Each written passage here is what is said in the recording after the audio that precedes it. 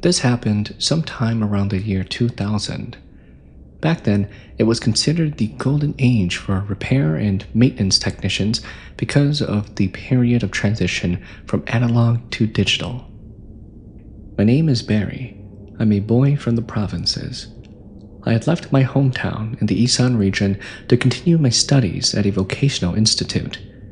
Because I was a determined student, hardworking, diligent, and decent-looking, I eventually met my girlfriend, Nora, who studied at the same institute.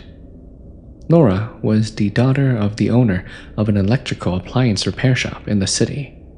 Since she was not very good at studying, I volunteered to tutor her until her grades had improved.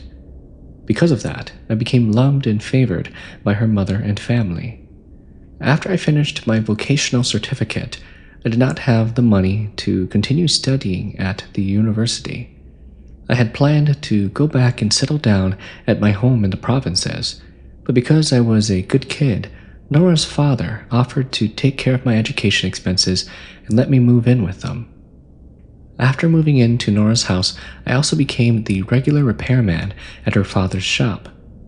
The shop began to gain more of a reputation, and we started taking repair jobs outside the shop as well. Then, one day, Nora's father told me that an old customer he knew wanted us to go install an air conditioner for him. When I arrived there with one helper, the house I saw was a 4-story commercial building. The outside looked run down and disgusting. There were water stains, algae stains, and smoke marks stuck all over the concrete walls. Looking at the things outside, there were gas tanks, equipment, and many cooking utensils, so I guessed that the place might have once been a made-to-order restaurant. Since the metal door of the building was closed, I called the 02 landline number that was posted on the glass cabinet beside the gas tank. "Hello, dear, you can lift the door and come in," the voice on the other end said immediately. The voice on the phone was not very clear, but I could guess that the person on the other end was an elderly woman, probably around 60 to 70 years old. But before I could even answer, the door was suddenly lifted up with a loud, clattering sound. It startled both me and my helper, and at the same time, the phone call cut off. In front of us was an old uncle. From his appearance and manner, he looked dazed and distant, as if he was not very friendly. The moment I walked into the house, I had to hold my breath because it had an extremely foul smell that hit my nose hard. But because I was a professional and didn't want Nora's father to lose face, I forced myself to keep going and continued the job. "Which floor is it, Uncle?" I asked in a friendly way, as I would with any customer. "4th floor, the innermost room," the old uncle answered in a cold, chilling voice. My helper and I asked for permission to go up and look at the room first so that we could prepare the right equipment and finish before it got dark. "Close the door too," the old uncle said. His words made both my helper and I feel extremely uneasy. My helper and I walked past the 2nd and 3rd floors, both of which were completely dark. This gave me goosebumps, but because I was being considerate, I did not turn on any lights. When we reached the 4th floor, we came to the innermost room, which I assumed was the room that the old uncle had mentioned. The light was already on, so my helper and I walked inside. The room was very clean. There was a clean-looking bed, and the wardrobe was neat and orderly. It was completely different from downstairs, which smelled musty and filthy. On top of that, the room had a pleasant fragrance, something like Chinese medicine, though at times it also seemed like the scent of Thai-scented water. It filled the air and made me miss my mother and grandmother back home. "You're already here, child," a voice from the doorway made both my helper and I jump so hard that our hearts nearly dropped. When I turned around, I saw an old auntie standing there. She looked kind and gentle. She smiled at how startled we both were. "This is the room, child. You can install it over there beside the wardrobe." Her warm voice, along with her smile, made the both of us feel more at ease. My helper and I went back down to the first floor to carry the air conditioner and the equipment upstairs. When we reached the first floor, I noticed a freezer about waist high. It looked like an ordinary freezer used in restaurants. It was placed close against the wall, plugged in securely. I figured that they were probably using it to store leftover ingredients that had not sold. But the strange was, why had I not seen this freezer at first? The moment I walked past it, the musty smell I had smelled earlier came back and hit both my nose and my helper's nose again. It was a very strong and foul odor. The two of us looked at each other and immediately understood that whatever was inside that freezer was probably beginning to rot. Oh, I know where this is going. While I was still unloading things from the truck, my helper nudged me and asked me in a strange tone, "Brother, where did that old uncle go?" "I don't know either. It's better if he's just not around. It makes us work easier," I told him. I brushed it off so that my helper would feel better, even though deep down, I was also quite suspicious. Around that time, some local people passed by and looked at us strangely. "Don't pay any attention to them," I told my helper. The two of us then carried all the things that we needed up towards the 4th floor. When we were nearly there, I told my helper to prepare and arrange the work area for installing the air conditioner. I then went back down to the ground floor and began so that it would not block the road. As I was walking back up to the 4th floor, when I passed the 3rd floor, I heard a strange sound, as if someone was walking inside one of the rooms with the door closed. The sound made me stop in place and stare at one black wooden door. Suddenly, something happened that startled me. The light inside the room turned on, and the orange light slipped out from the gap underneath the door. I gathered myself, clenched my teeth, and went back upstairs to continue working. What I saw next startled me again. My helper was curled up on the auntie's bed. He looked strange, sweat pouring all over his face and body, his shirt soaked through. He kept muttering, "Hot! It's so hot! It's so hot!" I was afraid that the auntie would scold us, and I was shocked by what I was seeing, so I grabbed his arm and yanked him up from the bed with force. The moment he got up, his condition was like someone who had just been woken up from sleep. It was as if he could not remember what had happened. I told him to hurry up and finish the job. By then, it was already a little bit past 3 in the afternoon. The two of us hurried to work, barely speaking to each other. Then, out of the corner of my eye, I saw the auntie standing at the doorway, smiling. She was holding a tray with snacks, steamed cupcakes, red syrup drinks, and a boiled pig's head arranged together. The auntie walked in and placed it down for the two of us. "If you're hungry, you can eat first, children." Even though we had already encountered several strange things in that house, having the homeowner there made us feel a little bit more at ease. The two of us began to relax and talked with the auntie while she sat watching us on the bed. As to not reject her kindness, my helper and I ate just a little bit of the snacks that she had brought. Even with how we felt at the time, despite them being ordinary snacks, they somehow tasted incredibly delicious. Maybe it was because we had not eaten lunch yet. We were probably so hungry that the two of us ended up eating almost everything without realizing it. After that, the two of us continued working until the job was completed. I told my helper to hurry up and gather the tools and equipment and take them down to the lower floor, then bring the truck closer so that we could load everything together. Meanwhile, I stayed behind to test the air conditioner.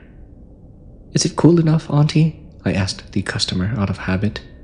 But when I turned around, I found that I was alone in the room.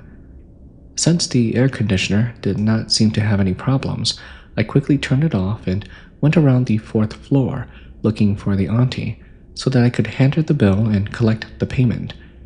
But every room on the 4th floor had its lights turned off. As I walked down to the 3rd floor, I suddenly remembered that there had been one room with its lights on. I thought that perhaps she was in that room. When I reached the 3rd floor, the light in that room really was on. I tried calling out, "Auntie, Auntie, it's me. The air conditioner is completed, it's finished." But there was no response from the auntie at all. At that moment, I heard the sounds of tools falling from the lower floor, and the light in the room suddenly turned off. Startled, I ran down to the 1st floor immediately. The sight I saw was screwdrivers, drills, and all kinds of tools scattered all throughout the floor. "What the hell are you doing?" I shouted at my helper, who happened to be backing up the truck right then. "What do you mean, brother? I put them on top of the freezer just now," my helper answered, which only made me more confused. By then, it was already a little after 6 in the evening, and the sky was starting to get dark. The two of us hurried to gather everything and load it back into the truck. "Brother Barry, do we have to close the door for Auntie?" my helper asked. "Yeah, close it. The old uncle told us to," I answered him. When I mentioned what the old uncle had told us, my helper went pale. "What uncle, brother? I don't think he's real," he said, starting to tremble with fear. Yeah, I don't know. Let's just go," I replied as I started the truck and drove away from that place immediately. The next day, I went to work at the shop as usual. When I saw Nora's father, I told him that I had not collected the money from the customer at that house. It's fine. Today they called and asked us to go help move something up to the 4th floor," Nora's father told me again. That made me sigh deeply, because it meant that I had to go back to that house again. "Pa, how many people live in that house?" I asked her father, because I was suspicious about the old uncle. "Right now, I think only one person lives there. I think one of them had already passed away. I heard the one left behind is stubborn and refuses to move in with their child. Actually, I talked to their child, not to them directly," Nora's father answered. His answer made me stop wondering whether the old uncle I had met really existed or not. Even though I was still scared and had goosebumps, I also started feeling deep sympathy for the auntie. As soon as we arrived, I called the same number again, but before anyone could answer, the door was lifted up with a loud crash. This time, the sight in front of us showed no one standing there at all. There was only the musty smell, which had changed into the stench of rot. It stabbed sharply into my nose, so strong that the both of us almost vomited. I patted my helper's shoulder and forced myself to walk into the house so that we could get the job over with. "Move the freezer up to the 4th floor for me, children," the auntie's voice rang down from upstairs, making both my helper and I flinch slightly. "Are you talking about this white freezer, ma'am? The two of us probably can't lift it. We'd need at least 4 people. Give me a second while I call more workers first," I answered the auntie while shouting up toward the upper floor. "Brother Barry, I think it smells really bad. The smell is coming from this freezer. It stinks way too much. Do you think there's something inside?" my helper whispered to me, trembling. Probably rotten pork. Forget about it. Just don't worry about it," I replied to him. Then the auntie's voice came down from upstairs, and this time it sounded like she was starting to get angry. "Are you two going to keep me talking much longer? Bring it up already. It's not heavy. I will help you." "What should we do, brother?" my helper asked. "Yeah, let's try lifting it up first. If we can, then we can do it, but if we can't, then we just can't. That way we can hurry up and leave," I said. The two of us then planned it out, how we were going to lift up this freezer. When I examined the freezer carefully, I saw that it was an old model, probably more than 10 years old. Its surface was covered with a nasty rust until it looked like it should not even be usable anymore. The rubber seal around the lid did not look very tight either, but what was strange was that the lid had a chain locked around it with a huge padlock, the kind that no thief would be able to open easily. The two of us cleared the area, unplugged it, and tried to push it out into the middle. It was clear that the freezer was so heavy that just the two of us would never be able to carry it upstairs. But the moment that thought ended, my helper and I suddenly realized that the two of us had already lifted the freezer. We really actually lifted it. The lid of the freezer was at about head level, and the rotten stench hit my nose so hard that I nearly vomited. You walk forward, or I'll be the one lifting this from behind. I tried to use whatever presence of mind I had left to give instructions to my helper. Because it was an old freezer, it was extremely heavy, yet we were somehow carrying it with just two people. On top of that, the nauseating smell kept coming out constantly. My helper, who had to walk in front, was shaking with fear. At that moment, we reached the 3rd floor and were about to go up to the 4th. "Should we call the police, brother?" my helper said. The instant his voice ended, something horrifying and hair-raising happened again. A strange sound came from inside the freezer, and the weight suddenly increased enormously until we could no longer control it. My helper, who had already lost his nerve, let go and ran upstairs. The freezer fell. Luckily, we were only on about the 3rd stair, so I only fell down and the freezer did not crush me.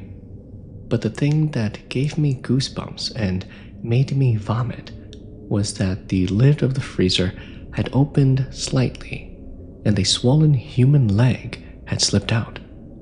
Blood, pus, and a rotten, nauseating smell spilled onto me while I was losing my mind. I forced myself to run upstairs to find my helper and bring him back down. But what I saw was the same before. My helper was lying on the auntie's bed, curled up, crying, trembling, and drenched in sweat. At that moment, I told myself that I no longer cared about anything. I grabbed my helper and dragged him down to the ground floor. Whether he got scraped up or injured, I did not care anymore. As we passed that horrifying freezer, a strange voice came from inside of it. "Hot, I'm hot, help me." I no longer paid any attention to it. When we reached the 1st floor, the thing I saw nearly drove me insane. The metal door at the front of the house was closed. Not only that, the door had been locked with a padlock from the inside. "Hey, how the hell did we get in?" I shouted at my helper. I tried to pull myself together and called Nora's father, telling him to come here as fast as possible. Pa, something terrible happened. Bring the police too. Pa, please come help us." The two of us sat there, losing our minds in the dark, shouting, Auntie, please open the door for us. We can't take this anymore. We're scared, Auntie. Did you keep the old uncle in the freezer?" But there was no answer at all. There was only the strange sound coming from the freezer. Because the house was not very far from Nora's father's shop, Nora's father arrived quickly. In our panic, my helper and I knocked on the door, begging him to open it as fast as possible. Luckily, my truck had metal cutting tools in it, so Nora's father was able to slide the tool under the door and cut the padlock. When the two of us finally got out, we were feverish and shaking. Not long after that, the police arrived with the son of the homeowner, and everyone went upstairs to inspect the scene. We found the body of an elderly woman in the freezer. The body is swollen. It is estimated that she has been dead for about a month. The police officer's voice reported from upstairs. The homeowner's son came down from upstairs with the color drained from his face. "I'm sorry I didn't tell you," he said. "My mother passed away about a month ago. Normally, we kept her in a refrigerated coffin on the 3rd floor because we planned to keep her for 100 days.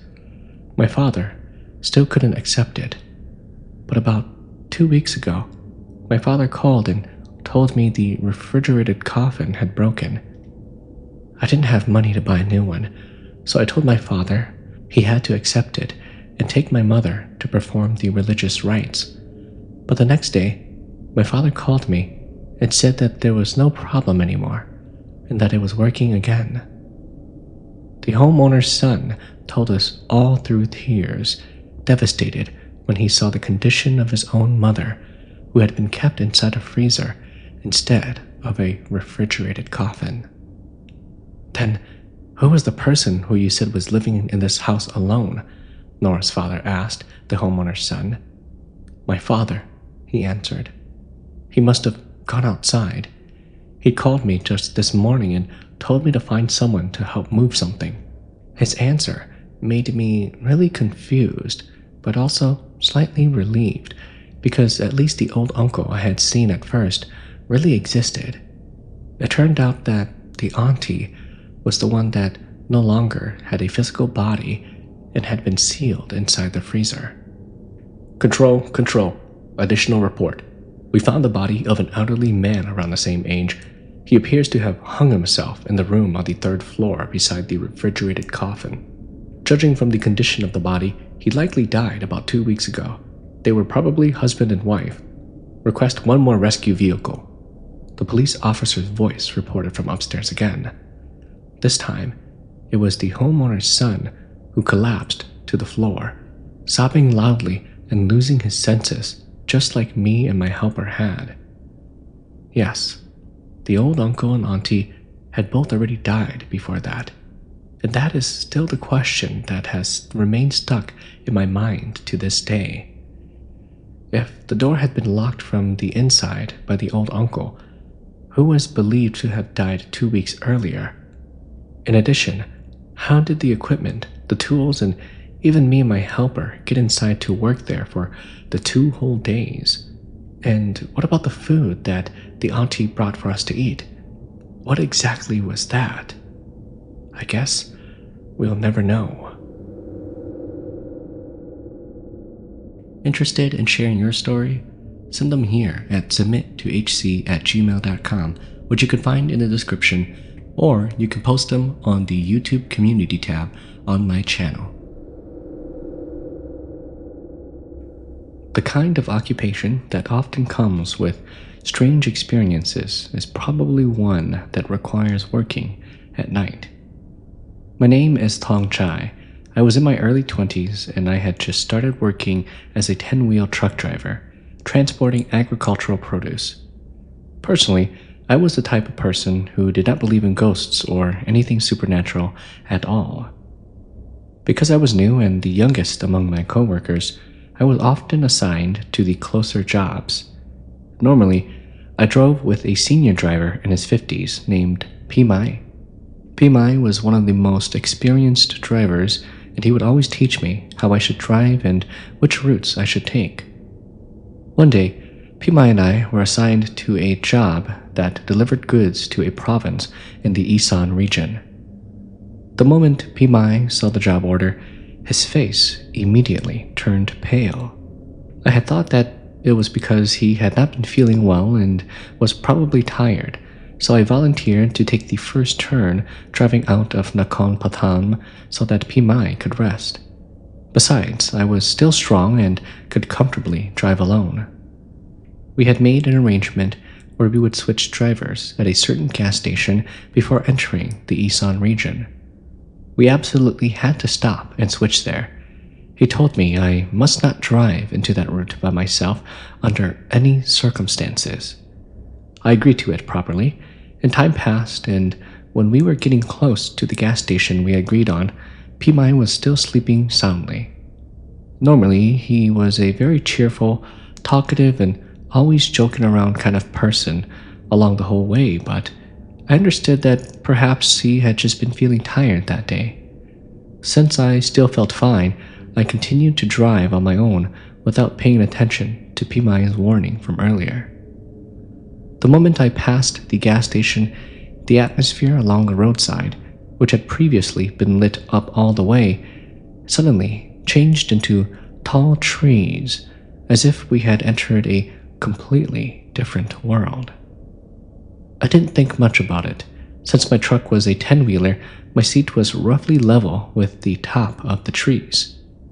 The strange thing about that road was that the tree branches stretched out over the road as if no vehicles had ever passed through before. Because I wasn't careful in time, my truck struck a tree branch on the left side of the road with a loud crash. My side mirror was bent out of shape until it reflected back towards my own truck.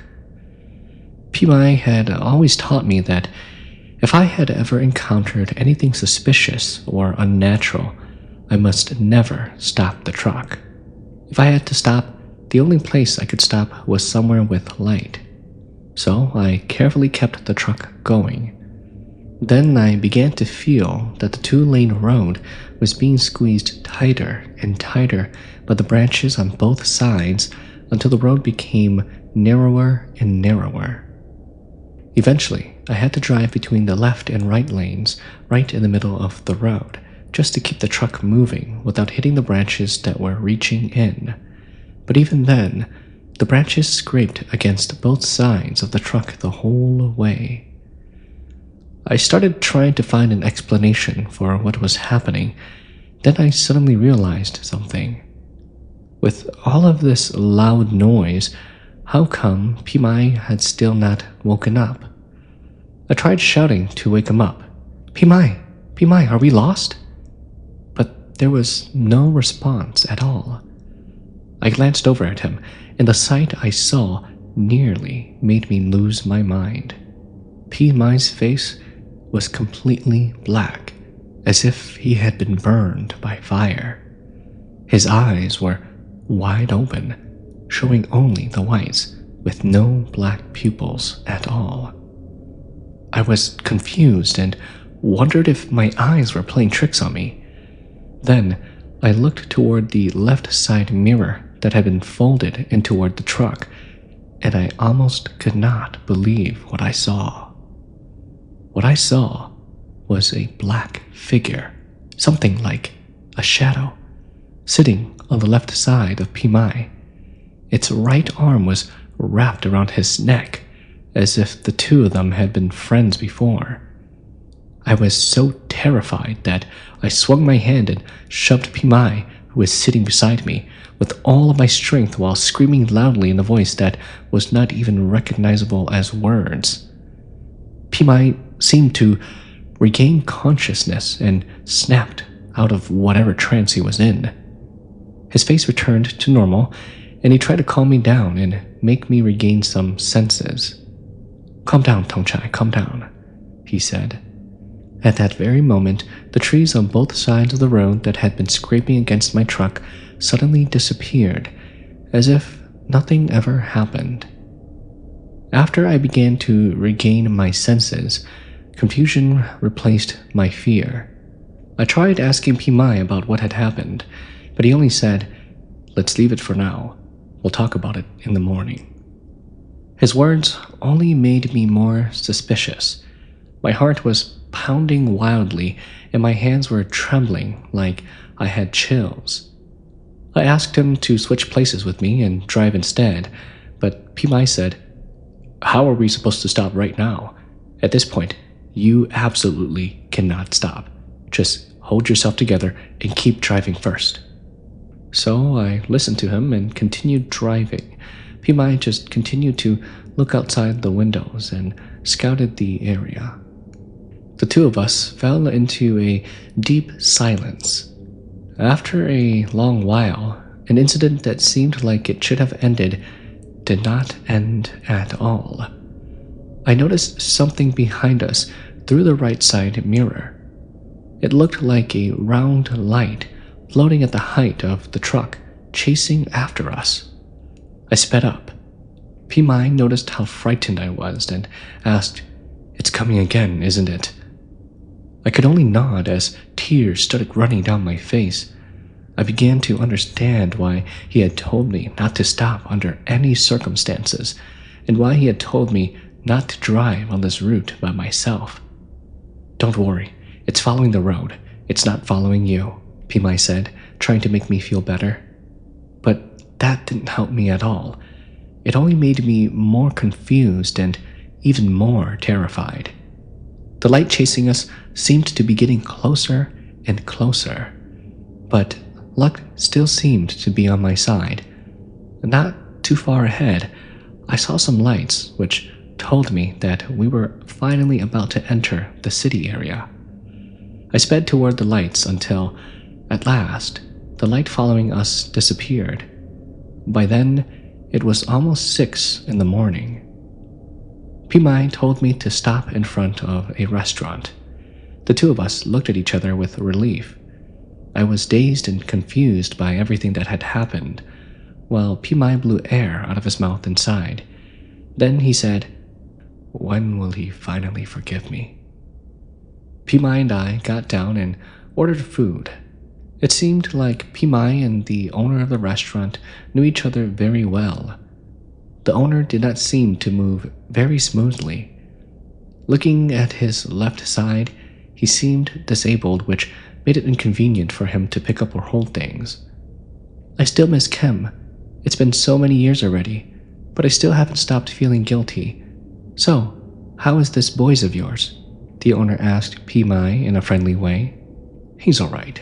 He's hardworking and diligent, but he's a little stubborn and doesn't listen much. See, he ended up getting welcomed by the spirits after all," Pimai answered with a laugh.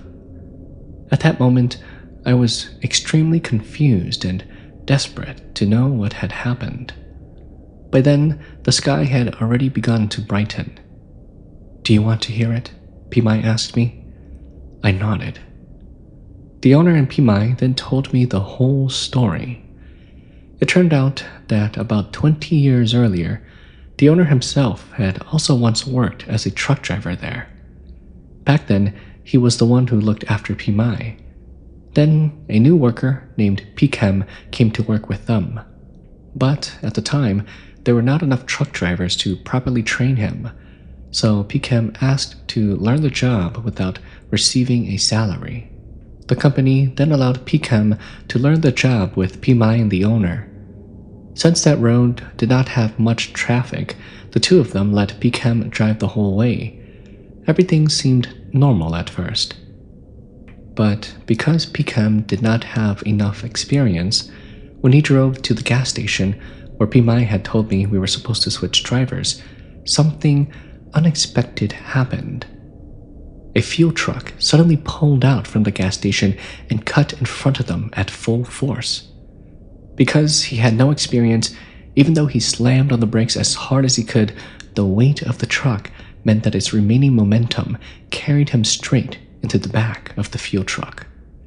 Pikem was not severely injured at first, but the crash was enough to trap his body against the steering wheel. As for the owner and Pimai, they were not badly injured. The owner had been wearing his seatbelt, while Pimai had only hit his head slightly. The two of them tried to pull Pikem's body out of the truck, but they could not do it. At that time, Pikem was fully conscious. He could only keep saying, "Help me. Please help me. Don't leave me." Because the vehicle in front was a fuel truck, even though it had just finished unloading fuel at the gas station, the remaining fuel was still enough to cause an unexpected disaster. With only a few moments left, flames quickly engulfed the front of the truck. Even then, the owner still tried to pull Pikem out, but Pimai made the decision to give up. He pulled the owner out of the truck, leaving Pikem's body to be swallowed by the flames. Even the owner's own hand was burnt by the fire. In the end, Kim died amidst grief and horror in front of the people who had tried to help him and the many onlookers that had gathered around. As for the owner, he lost 4 fingers on his left hand and also lost his career as a truck driver forever. That was the incident that the owner and Mai could never forget for the rest of their lives. As for me, I eventually quit my job as a truck driver because I still could not come to terms with what had happened. Sometime later, I learned that Mai himself recently died in an accident involving a 10-wheel truck fire as well.